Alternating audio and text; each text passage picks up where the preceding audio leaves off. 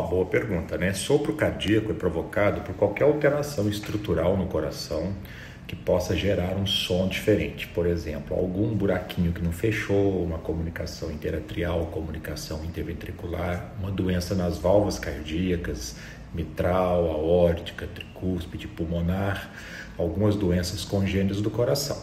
A questão de ter cura ou não depende da repercussão hemodinâmica, se esse sopro traz alterações na função do coração de mandar o sangue, de receber o sangue. Se tiver alterações hemodinâmicas, o tratamento é indicado. Em outros casos, a gente chama de sopro inocente. Esse sopro pode fechar ou acabar com o passar do tempo e não há necessidade de tratamento. Então tem que ter avaliação de um cardiopediatra, se for na infância, ou de um cardiologista de adultos, se for adulto, para saber se há necessidade de correção ou não. Pode ser que sim, pode ser que não.